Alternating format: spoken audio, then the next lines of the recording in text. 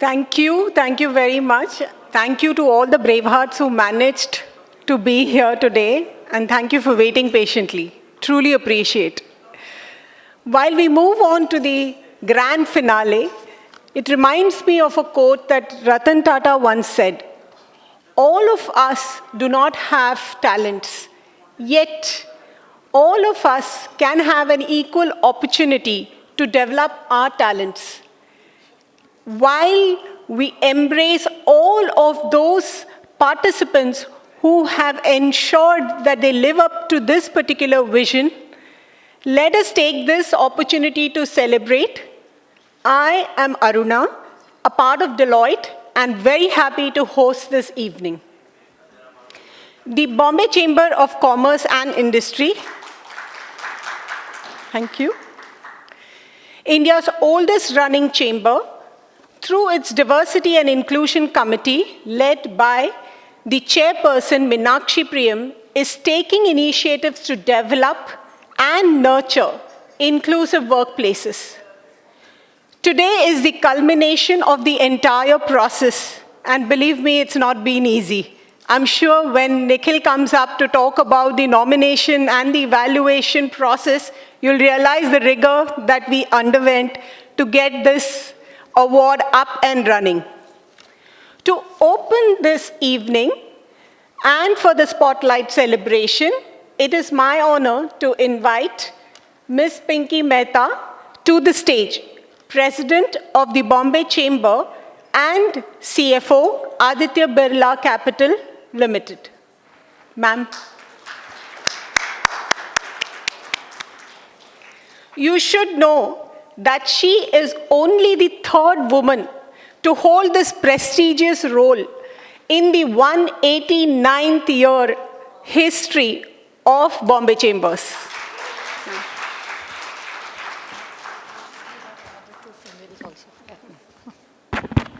Let me correct that before me, two others were also the chairperson of the Bombay Chamber. Distinguished guests, distinguished speakers, warm welcome to each one of you. Good evening.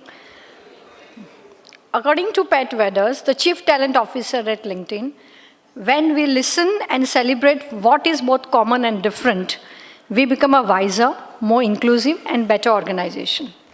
It is both a privilege and a responsibility to address you today on the subject that lies at the heart of our collective progress: diversity, equity, and inclusion, or DEI. As we stand in 2025, India finds itself at the pivotal juncture where the ideals of inclusivity are not just aspirational, but are actively shaping our institutions, workplaces, and communities. It is time now to operationalize DEI beyond policy and poster walls, embedding it into every function, decisions, and layer of leadership. India, with its rich tapestry of cultures, language, and traditions, has always been diverse. However, true equity and inclusion requires more than mere representation. They demand systemic change, intentional policies, and a shift in societal attitudes. While progress is evident, challenges remain. Over the last 3 months, diversity, equity, and inclusion specialists across corporate India have found themselves confronting a low-level obstacle course. Many global companies have ghosted or regretfully withdrawn their DEI programs and have suddenly become to describe themselves as working on culture or accessibility. Thankfully, the influence of global policies on India is minimal, as India's DEI landscape is shaped by its unique socio-cultural context, historical policies, rather than by Western frameworks. To build a truly inclusive India, we must focus on several key areas, such as policy implementation and enforcement.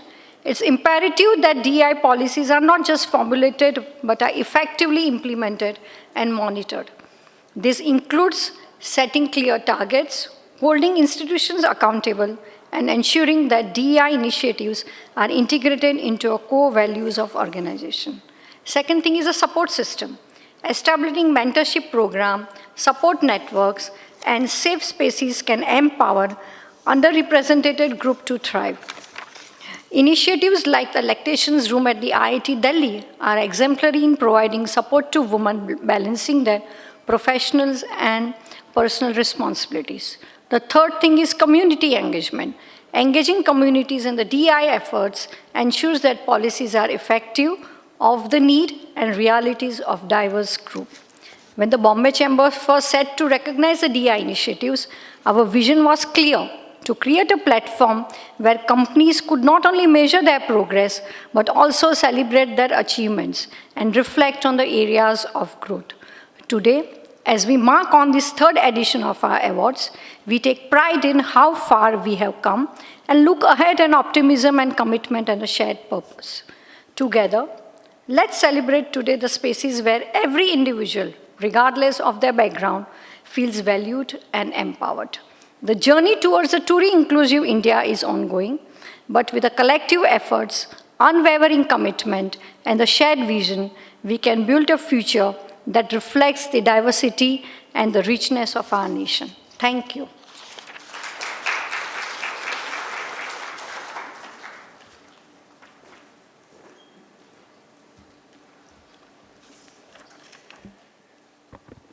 Let's move on to the next session. That's a fireside chat on inclusive leadership. What does it really mean? And let's have a loud round of applause for all our esteemed guests here, as I call them on stage. Ms. Arundhati Bhattacharya, President and CEO, Salesforce, South Asia. She has recently been honored with Padma Shri, one of India's highest civilian awards, for her contributions to trade and industry.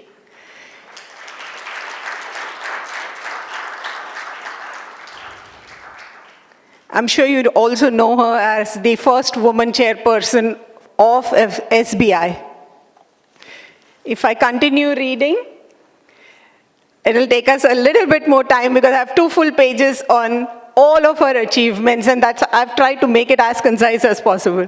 Thank you so much, ma'am, for being here today. Our next speaker is Dr. Indu Shahani, Founder, President, and Chancellor of Atlas Skilltech University. She was nominated as the Sheriff of Mumbai for 2 consecutive terms. She was also a member of UGC at the national level. Dr. Shahani is also the first Indian to be appointed as Vice Chair on the Board of the Governors for IB. And of course, with over 25 years of experience as the principal of HR College, I'm sure most of the Mumbaikars know what that college is all about. The next speaker is Ms. Mansi Madan Tripathi, Chairperson, Shell Group of Companies in India.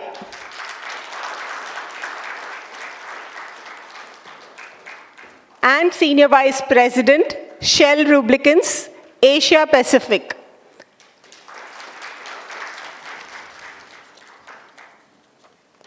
Well, I've got a nice long pager for her. A few things that I can call out are, she has over 25 years of experience across industries, business models, and markets overseas, and she handles the Shell footprint in India with 13,000 plus employees and a turnover of $3 billion. Last but not the least, let's welcome our moderator, Ms. Meenakshi Priyam, Chair,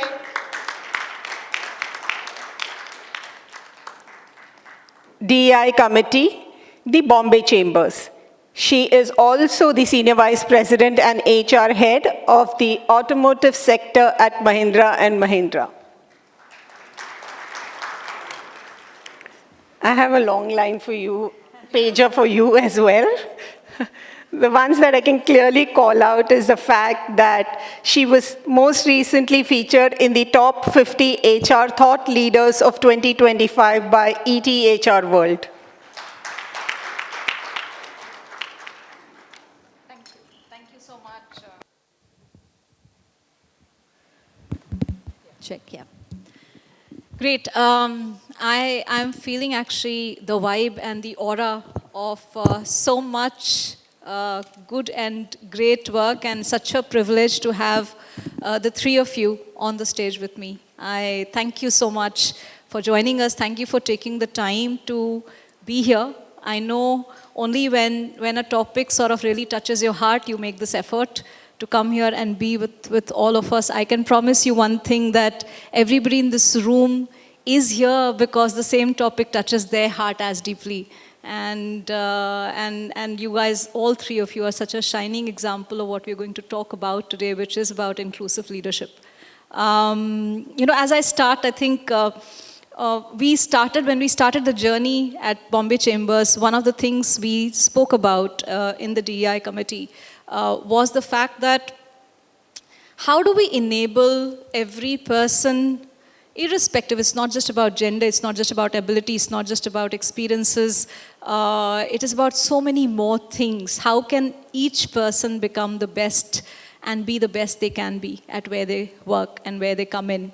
And hence you will see this is not necessarily focused on any single aspect of diversity today's evening. It's actually focused on, if you see the colors on the poster, every color that makes a picture beautiful. And while we have 3 or 4 of us here are representing a single color, it is not necessarily just a single color, because all 3 of you have very different experiences, very different backgrounds, very different journeys, and a role model each in your own way. So I'll start without much ado with possibly you, Mrs. Bhattacharya. I know if we see your journey, it's amazing. For somebody like me, when I think about you, the transition you've made and the career you've had is nothing short of absolutely inspirational.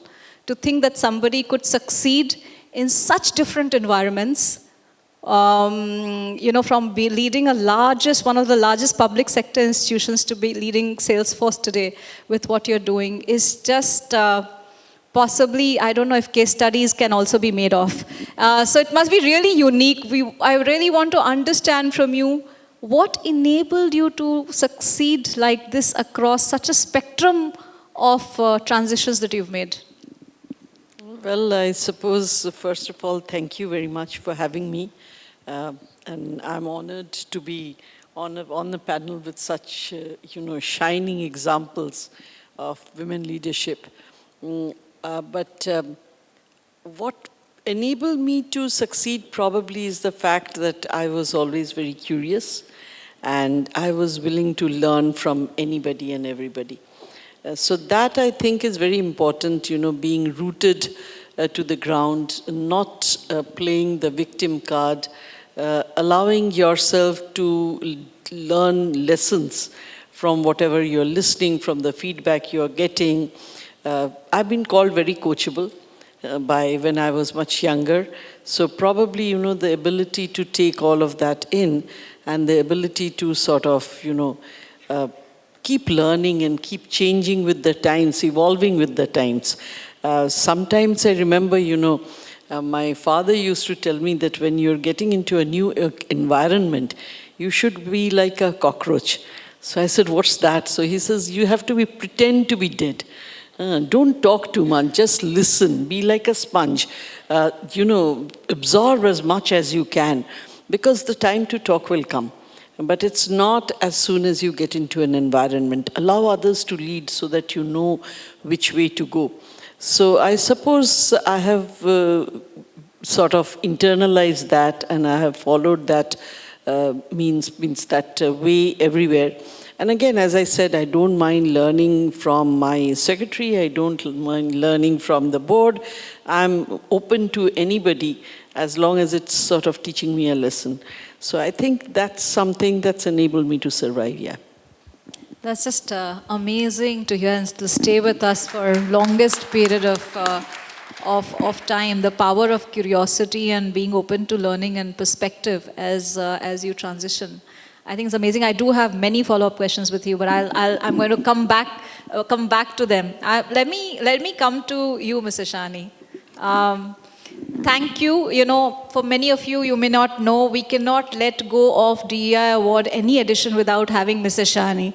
So for the first 2 years, she was on our jury. And thank you for joining us on the panel this year. Really grateful for all that you support us. And I know that thousands and thousands of students you have a pulse of and are looking at you and admire you with everything that you bring to the table. So Mrs. Shahani, your perspective, I know about your journey and everything that you've gone through, but tell me, when you started out to think that you will become, principal and for one of the largest, biggest college and become this educationalist and come on the board of governors for IB, like everything leading in curriculum, possibly one of the first female board members when it was not mandated on boards. What enabled that journey for you?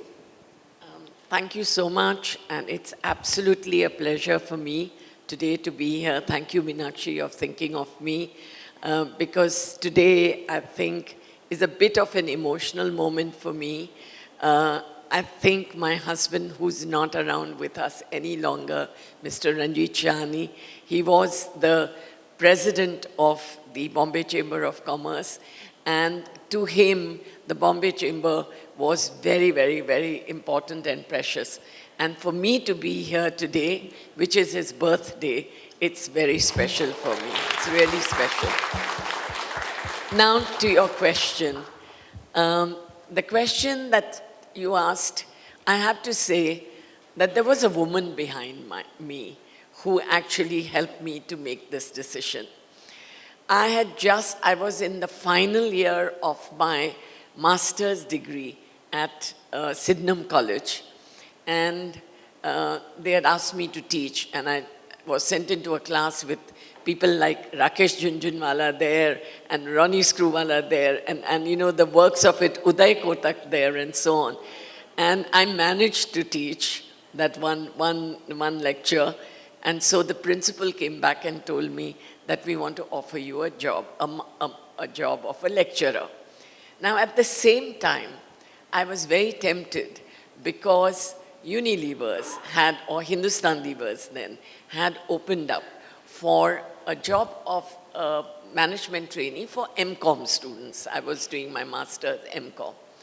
And I was very tempted. I went through, you know, how it is, since I was just a student, I had to do 3 months of study literally to be able to get into that 8-tier interview that they had. The final interview was just to go and say, yes, I'm coming in. And at that time, you know how wonderful mothers are. I'm about to leave and go and sign that. And she whispers in my ears in the elevator as I'm going down that the returns that you will get from the smiles of the students will go far beyond the returns you will get in selling soap, shampoo, and detergent. And I didn't go to the final interview. And I think today, if I look back, that made a major decision for me. She helped me make that major decision. And then my mother-in-law. So I must say, women have also played a very, very important role in my life. That's just amazing to hear, and sometimes a whisper is all that we need to help us connect to what we need to do. Yeah, I think it's just an amazing story. Every time I meet you, I discover a new story. Coming into you, Mansi, you know, I wouldn't have thought Shell and the sector will be taking the leaps that it has taken actually in the space of DEI, and just having you here as a role model in the industry is just amazing. And we have seen we spoke about it. So Mansi was part of our jury for this year on the Bombay Chambers DEI Award. Can we just please have a round of applause for being part of it? You know, it's we saw Shell, and every time we bring in jury members, we try to bring in people and company leaders from companies who really excel at this agenda. And we've had from Nitin Pranjpur from Unilever to many since then on our award, on the DEI award jury. What makes the difference? I'll ask you a different question. At Shell to enable somebody who is you, to be the chairperson and succeed and inspire scores of others in the industry and the company? No. But first of all, a very, very good evening, everyone. Really a pleasure to be here amongst this august company. And thanks, Nitin, for the invite, and Meenakshi for having me over here. I guess, definitely a big kudos to Shell leadership, who has unequally said that, we want to absolutely ensure that the diversity in whatever shape and form is propagated, but always on merit, right? So I think there's that balance between merit and all, but there's a very clear voice from the top, which is saying that if you look at our customers, more than 50% of our customers, even in oil and gas, when you look at it, the real customers behind them, when you go to a mobility station, the choice of station which you go to, and so on and so forth, is dominated by women, right? And then 50% women are in the workforce. And a lot of time it has been a competitive advantage for us. So we were dealing with a very big client, and we had two parties. In one of our competitors, there were like 5 men, all white. And on Shell side, we had women of variety of different countries. And, our customer really said that, okay, this looks to be really a global company and somebody, and, so it's a competitive advantages in many sense. So from a pure financial business reason to what is right, I think in that plethora, that works very well. And as a philosophy, we all work with that it's not a good thing to do, but we believe that it is the right thing to do. And philosophy of I think that unblock and unlock, yeah, and we all believe in that one. Unblock is anything to do with external things which can inhibit in diversity and inclusion, yeah, which could be linked to your policies, it could link to, some of the structured ways people are not able to go forward. And, there's a whole plethora of work which we do in there when we can talk about it. But what I found, because I'm an external hire into a Shell, is the whole piece of unlock, which is all the unlocking you need to do in your own mental framework, and really, really igniting every single individual in the company to say 2 things. One, what are you doing to be part of this agenda, yeah, irrespective of what you are coming with? And second, as to depending on what diversity are you representing, and are you able to propel that and break your own barriers, yeah? And I think that second part of breaking your own mindset and challenging yourself to say, am I doing enough in this journey? Am I contributing? And anytime you ask that question to anyone, you always realize, yeah, I potentially can do more, right? And I think that delta to keep showing that what can you do in the company probably is the fire which helps all of us to keep propelling forward. Yeah. Yeah. Nothing like multiplied collective wisdom. And you spoke about the unlock, and I want to come to you again. And when we speak, Mrs. Bhattacharya, you spoke about Arundhati, and I'm only calling you Dr. Shahani. We are not changing that. But Arundhati, if you were to sort of look at inclusive leadership, right, and there's so much diversity across in India as a country. We've grown up with diversity, but I think if there's one mantra that you would give, that you've operated with, because that will be absolute gold, on what helps you to demonstrate that inclusive leadership? What's helped and enabled your journey? What's always at the back of your mind as you operate? So I would say, one problem that we all have is we have certain stereotypes in our mind as to what a particular position should look like. Okay. Now, as long as that stereotype is something that is contributive to the job that you want that person to do, and it doesn't include the image of what that person is looking like, whether it is a man or a woman or, whatever it is, because very often you'll find that in many companies, HR roles are held by women. Now, no particular reason why it should be. Even when I was back in the State Bank of India, when we formed Bangalore Circle, by the way, it was then one of the smallest circles, and it so happened that everybody who became a CGM and was going to be sent to a circle was being sent to Bangalore Circle. So much so that it came to be known as Bangle Circle. Okay. Now, Bangle Circle, you said? Bangle Circle. Because only women were being sent there. Now, that's a stereotype you had created for yourself. It's a small circle, easy to manage, send them there. So, as long as you arrive at these stereotypes, then what happens is you lose the right person to lead in that particular capacity. So you need to look at the capacities that are required for any particular position and go for that. You know, if you're talking about meritocracy and you're talking inclusion, you should actually concentrate more on the merit and ensure that you are not restricting that merit along with an image of what that person should look like. Those attributes should be neutral. But you know what exactly you want for that particular position in order for that person to be effective and to be able to add value. And then if you go in, you will find that you are always choosing people across the spectrum. You're not limited by what you have in your mind. By the way, this consciousness of the fact that we all have this unconscious bias is something that I gained only after when I came into Salesforce.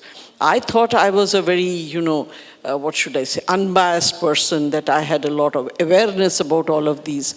But Salesforce insists that before you interview any person, you actually, go through a training called unconscious bias. Okay, and how to get rid of them. And when I went through the questionnaire, etc., I found that, oh my God, I was so biased in many, many ways which I was not even aware of. Okay, and then, accordingly, I tried to train myself. I framed my questions to make sure that I was asking similar questions to every candidate, regardless of the place the person comes from, the gender of that person, or whatever be the background of that person, that I'm being equal-minded when assessing all of these candidates, as long as the candidate was up for the job and was the right one. And that, I think, helped a lot. So we need to break these stereotypes that we have in our own minds. Even if we feel we are open, many a times we actually are not. It's an amazing, amazing story. I love Bangle Circle. It's so true. I remember in my previous company, 100 top leaders across all functions met. And we were talking about conscious and unconscious bias. And this team did an exercise and they gave us the CVs, 10 CVs each, and asked us to shortlist our top 3. Yeah, CVs had the photos, all the demographic information, and all the experience profile. And then they after 3 hours, they removed the photos and all the demography profile and gave us again the same 10 set of CVs and said, after another 3 hours, you give us your top. All of us changed our top 3. It was different set of top 3s that came. And it just comes to force that how much that we are not aware of that comes into play in making choices. So that's amazing to hear. Mr. Shani, you are possibly in touch with the youngest generation in this country that's coming and becoming part of our workforce. And I have many stories of our own biases of how we think about that workforce. But as you experience them all the time and as they are coming in, how do you think they are looking at this entire topic while all of us are sitting here and talking about inclusive leadership? What's going on in their mind?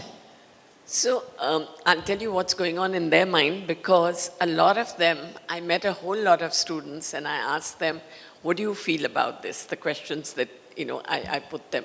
And they've given me some answers. But before that, let me tell you this, and which during the interview I will tell you.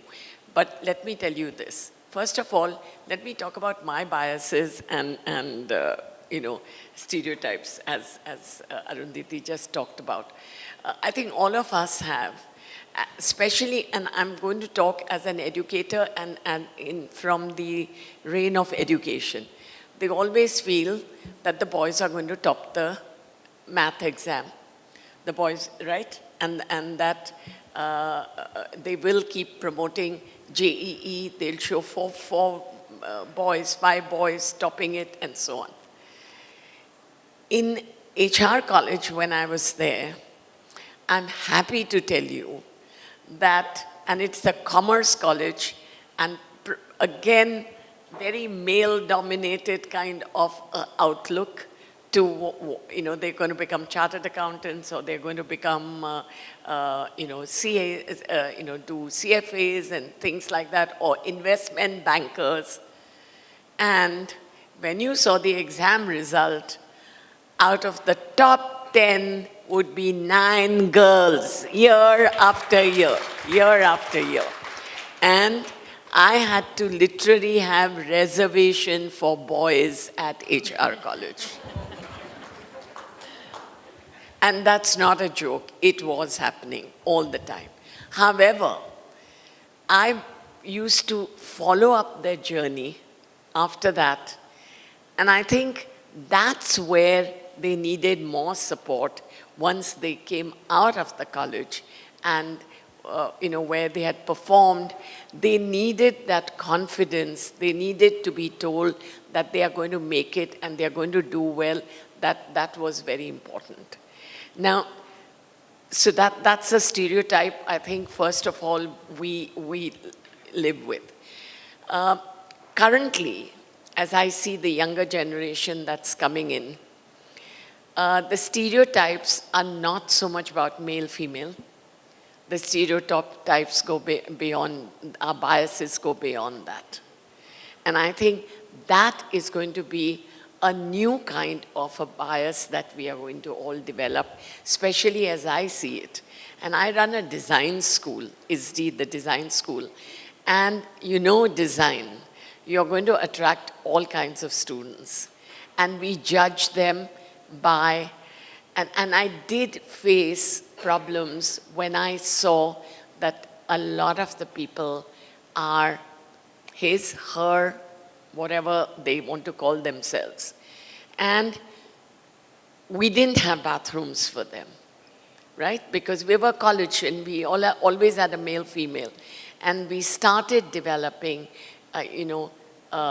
special bathrooms for, we just took away the names of many bathrooms and made the washrooms very different and encouraged the biases to go not only from us, but the teachers. The teachers are a generation or 2 generations or 3 generations ahead of them. And how do I convince them that this is it, you accept it? And, that was the most difficult bias and problem for us.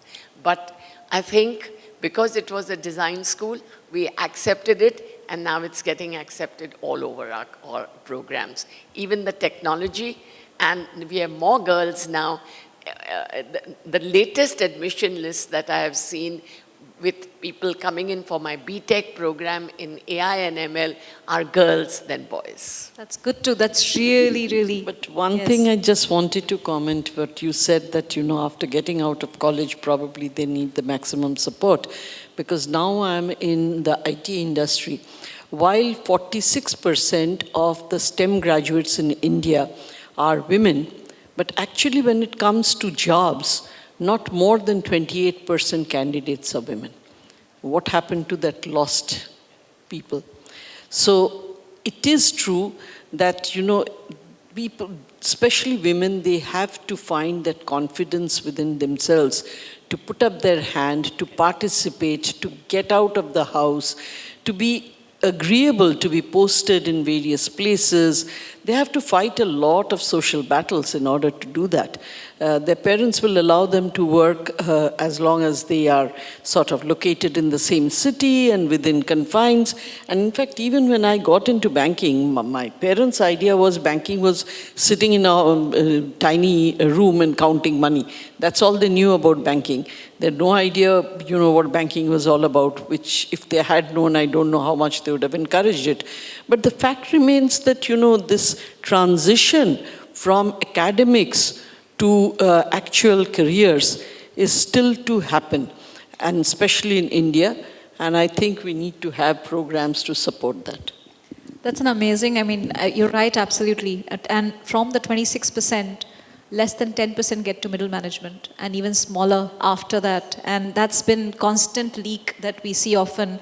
I think a lot of people don't know, but Mrs. and Dr. Shahani, you were instrumental in UGC creating third gender in their form many years yes, back. So she absolutely. was instrumental, I don't know what, 20 years back or more? No, about 15 years 15 years back, it is she who sort of brought in a point, and UGC introduced third gender in the form. So thank you for that.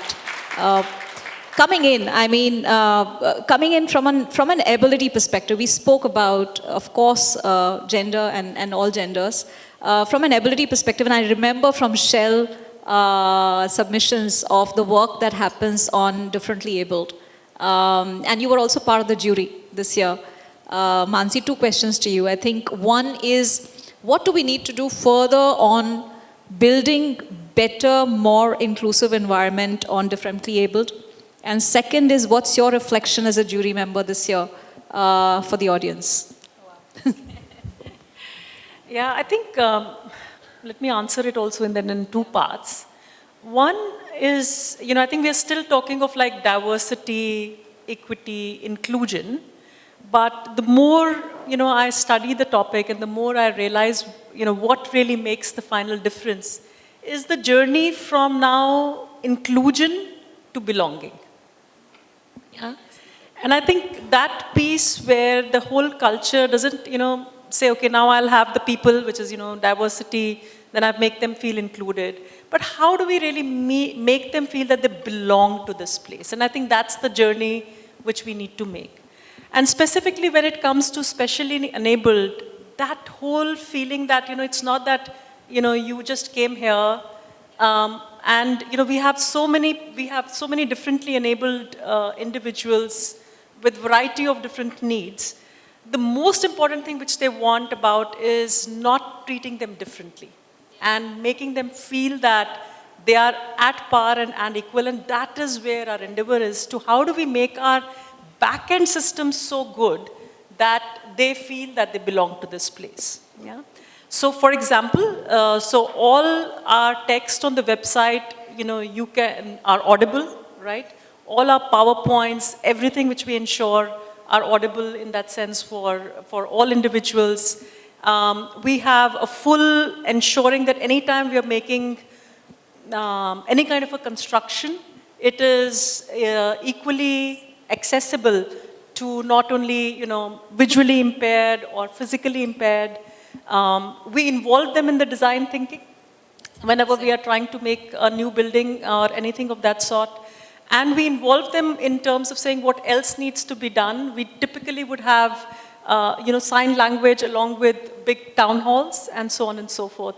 And ensuring that, so we also have an enable network, and they keep telling us as to what else can be done. And that whole idea of listening and providing then a feedback loop becomes very important.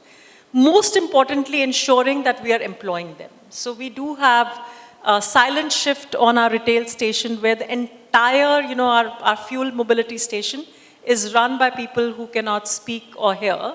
And just by the way of visuals, they're able to manage. And again, it becomes like a competitive advantage. Lot of our customer says, why are you coming to Shell? Because Shell is a good company, because they do X, Y, Z, right? Likewise, we have like full shifts manned by women. We have full shifts handled by, physically differently enabled individuals. And they do such an amazing job. Their KPIs on any single parameter are equal or higher than any other shift which we'll have. So it's again on merit, but I think the lens to be applied is belonging. Yeah. That's amazing. You brought, Meenakshi, yes. I'm going to just take on something from what she said, so relevant. Yes. She talked about, Meenakshi, you talked about physical, differently enabled, let's say. Now, I don't know how many of you sitting here in the audience you realize that differently enabled includes also mental, health. lack of mental health, or whatever you can call it, mental illness, what. You know, we are finding, I had one counselor, I have 5,500 students at Atlas Skilltech University. I didn't face this problem in HR college. I'm talking about it happening now, much more. 26% of these 5,500 students are undergoing psychiatric help with our counselors, outside counselors, and so on. They look normal, they sit normal, they do everything, but how do we treat them? How do we actually identify the problem?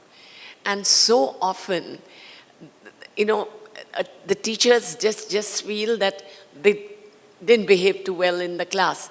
But there is a problem, which they don't identify. And let me tell you, my more problems are not so much with teachers. My problems are with parents.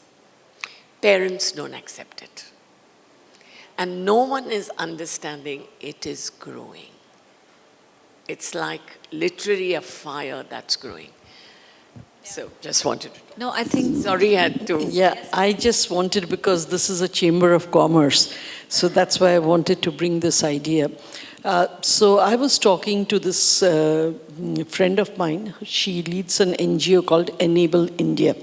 And what they do is, by the way, they take 14 classes of disability, including mental disability, and they try and fit them into various roles in the organization by studying what the roles are and then fitting them in. So I worked with them extensively when I was in the State Bank of India, and one of those years, SBI also won the medal for integrating the maximum number of challenged people into fully productive jobs. Now, from that, you know, one of the ideas that she has got and which she is trying to propagate is, we call them the purple economy, okay? And this purple economy, for instance, tries to tell you that actually if you create lines of business that enable these people, you will not only be handling these people, but remember also, as India grays, as people grow old, even the most capable persons, they also get disabilities. Imagine how many people at the age of 65, 67, they start losing their hearing. Imagine how many of them can't walk properly. Imagine how many of them can't turn a knob, you know, unless it's a long rod, they cannot turn it. Imagine the kind of implements they need around the home even to move around. Imagine the kind of people who need help when they are interacting with somebody because they can no longer, you know, understand what is being said to them. And it all happens as you grow older. Do we call them challenged? We don't really call them challenged. But geriatric patients are very like the specially enabled people. And if you create products that actually cater to this particular line, and we were, in fact, Enable India is trying to create a taxi service that also gives a purple line of business, which means that the driver is specially enabled to actually take them from their house and deliver them safely wherever they need to go.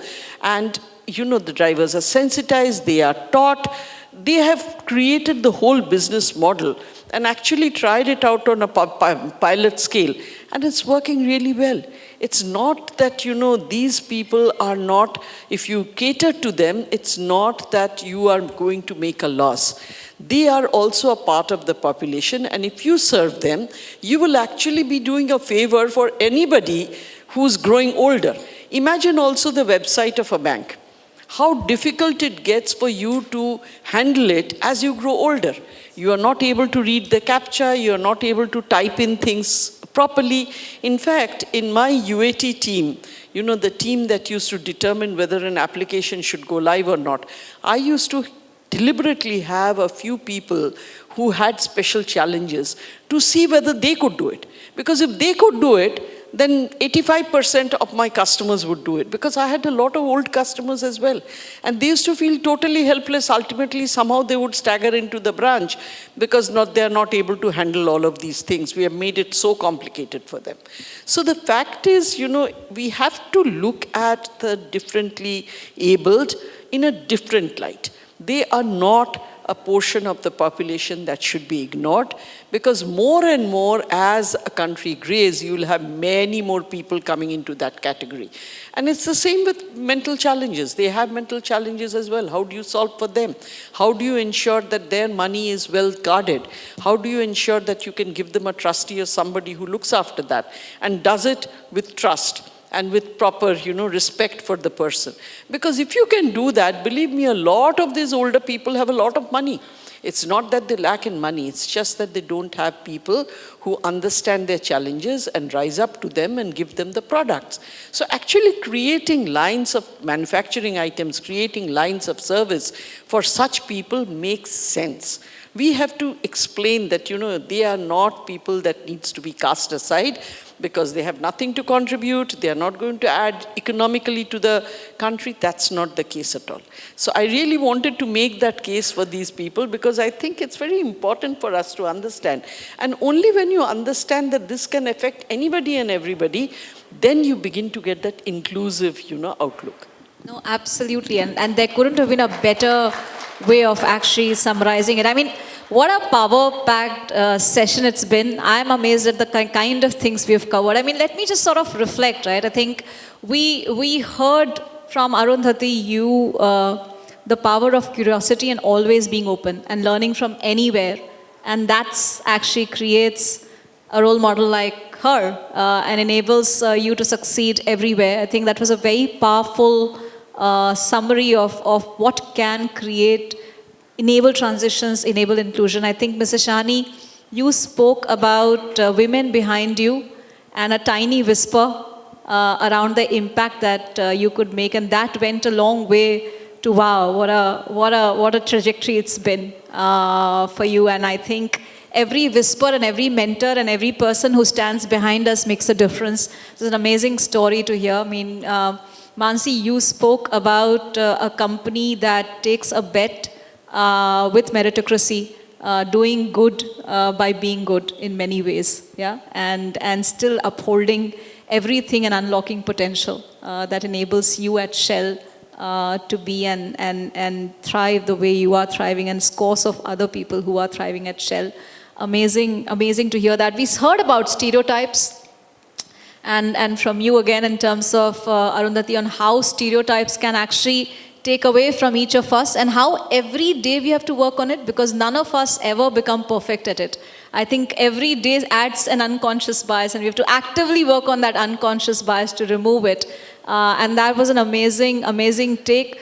The new generation of students that are coming in, and the conversation that's going beyond gender, Mrs. Shani, where gender is no longer a conversation, their evolution on what inclusion means is way up beyond us. And imagine that's the workforce we are attracting, whereas we are still behind in how we are talking about DEI, and that's really an awakening. I think the last conversation is really, that completely touched my heart in terms of what do we need to create a belonging and think of this as an investment. Because it is an investment, and oftentimes earlier in the conversation we're talking about budget and cost and reduction of cost, because if you reduce cost, this is what it's going to be. And Mansi, you spoke about it as well, that it makes business sense. It's an investment. It is not really a cost line item. And we need to holistically think about the nation we want to build, the goal we have, the kind of economy that we want to become. We wouldn't become that if we do not take every segment along and design products and think of it in that manner as we build our businesses without integrating them. I couldn't have asked for a more powerful session. So much to learn from this, so much to take away. We will bring in belongingness, not just diversity, equity, and inclusion in our thinking as we move forward. Thank you very, very much for being part of it. Really appreciate it. Thank you. Pleasure is all. Thank you so much.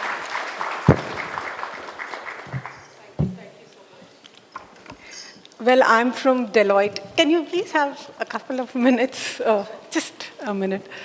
And at Deloitte, we have a peculiar habit, you can call it even fetish. We love creating abbreviations or acronyms, as they call it. So the takeaway that I've had from this session is the acronym WEB, and it starts with whispers of our trusted ones. Equal opportunities for all. And the last but not the least is break our stereotypes. So thank you very much, esteemed guests, for being here today. Let me invite Ms. Pinky Mehta to share the mementos with all our guests.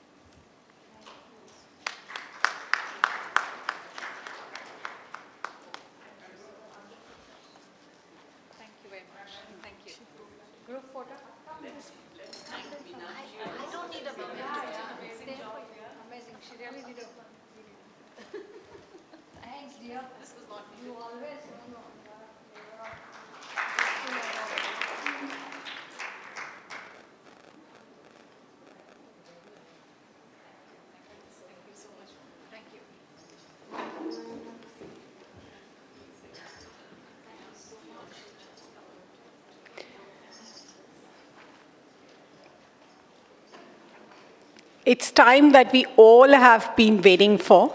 Before we get into the distribution, let's hear it from Nikhil Kolur, partner Deloitte, on the entire nomination process and the rigor that we went through. Can we put up the slide, please? Try to do my best. Again, really just want to extend my thanks to the panel for a great conversation. You really had us hooked, and I think the biggest litmus test of us was all phones were down, all eyes on stage. So again, a really, I think, a huge round of applause for the panel. Thank you. So before we move to the real show, which is the actual awards, we being good consultants still wanted to bombard you with one slide at least, right? So this is that slide. Now, when I spoke to all of you earlier in the day, I spoke to you about the fact that we are very proud of this association for the reason that we might not be the biggest DI award in the country, but I think definitely hand on heart, as I said, we are the most credible. Now, just want to take a couple of minutes, not more than that, to just explain to you all the process and the methodology behind the awards. Now, when we first thought of the approach, there were a couple of principles that we worked with. Right? The first is most awards, right, have an inherent bias in going with the information that a company provides. Right? So if I am, looking at a great company which is known for, let's say, being great at enabling, differently abled personas, like Shell won it last year. There is obviously a lot that we lean on when it comes to the information that an organization provides, right? But at the same time, it can have the unintended consequence of us relying too much on that information. So the first principle you're seeing that we always followed is a 50-50, right? 50% focus on what the organization has shown us, what they are proud of. So that's the second bucket that you see, which is the nomination submission review. But before that, we always do our own independent validation through all the information sources that we have, and that's the top 50%, where we look at in the sector that an organization operates in, right? Are they good, bad, ugly? And that also is arrived at using a few metrics. So the first is when we look at any category, whether it is gender, whether it is PWD, it is essentially benchmarked with the peer set, right? So if you're an oil and gas company, or if you're a GCC operating in India, or if you're an FMCG company, you're an auto company, a 10% gender ratio, for example, means very different in a manufacturing context versus a GCC context, right? So that's the first metric, and that's why it's important to just tag yourself to the right set of peers, and to be then have a gradation, right? So that's the first metric that you saw. The second is, how do you actually scrape all the information that we have in the public domain in an organization? So we have this tool which scrapes all the different feedback that is available in the public domain on any organization. And as you would expect, we don't rely on the middle of a bell curve in terms of feedback, right? The truth is always in the extremes. So we look at what the extreme positives are saying, extreme negatives are saying, and we give that assessment. And then the rest is basic math, 50%, 50%, and we arrive at a score. And then, as good consultants, we hand it over to the jury for a very good, enriching conversation. I love being part of jury deliberations. You would think that jury conversations sometimes, just because of lack of bandwidth and time that people have, short conversations. I can assure you they are deep, deep deliberations.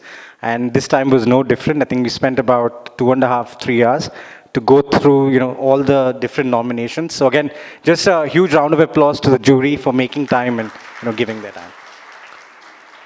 And with that, my consultant speech is over. I will now hand it back to Aruna for the thing that matters. Would just love every winning organization, to come on stage as you're called for the respective award categories. So Aruna, back to you. Yeah.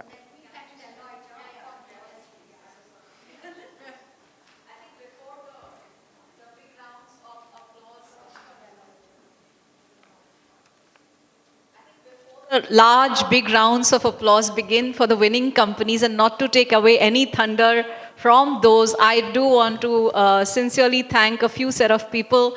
I think Deloitte team, thank you. You are partners with us. It's been an amazing journey. Can we have all of you please stand up? Thank you for bringing in the rigor, bearing with me and being part of this journey. Thank you. Can we have the Bombay Chambers team please stand up that supports DI committee? Thank you very much for all that you anchor, small set of resources. We couldn't have done it, the event without you. We typically do it at the end, but the energy goes down, and these are very, very important people who make it happen. And can we have the Bombay Chamber board members who are here, please stand up. And a big thank you to all of you for supporting us, including the DEI committee members. Yeah. Thank you for giving me a free hand and for us in enabling this journey. Thank you so much, sirs. Ma'am.